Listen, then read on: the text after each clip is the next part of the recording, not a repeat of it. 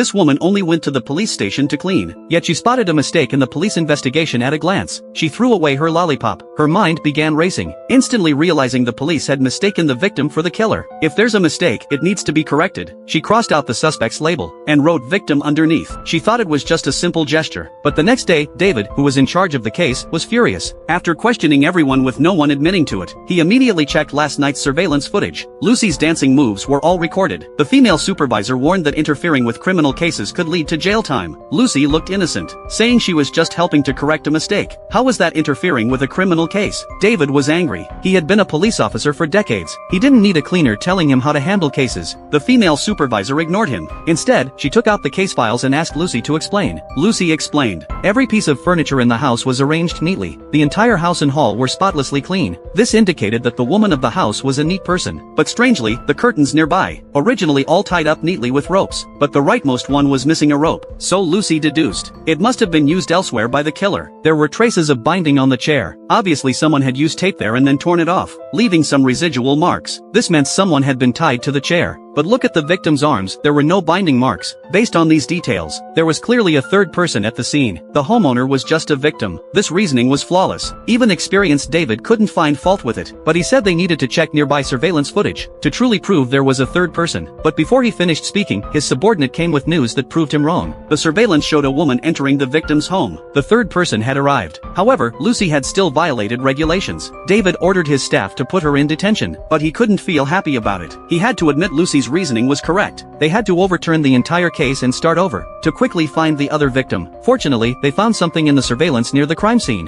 An Asian girl had visited the scene on the day of the incident, although the girl repeatedly denied it. Unfortunately, she had no alibi. Just as David and his team were about to name her the prime suspect, Lucy, who was about to sign a confidentiality agreement, just glanced, and immediately noticed this footage wasn't from the day of the crime. David was irritated just seeing her. They had finally made some progress on the case, but the female supervisor didn't mind. Instead, she hoped Lucy could point out what was strange. It turned out the wind in the video should be southeastern, but in this season, the city should have northwestern winds. This footage was clearly from several months ago. As for determining the wind direction in the footage, it was simple. There was a church behind the girl. Historically, priests would have churches face east, so the sun would be behind them, making them appear more godlike. Then by observing the leaves in the footage, one could deduce the wind direction. As for what wind blew yesterday during the crime, everyone should know that, right? The officers looked at each other, unsure if they were being insulted. Lucy didn't care about any of that. She turned to leave immediately. However, the female supervisor suddenly called her back.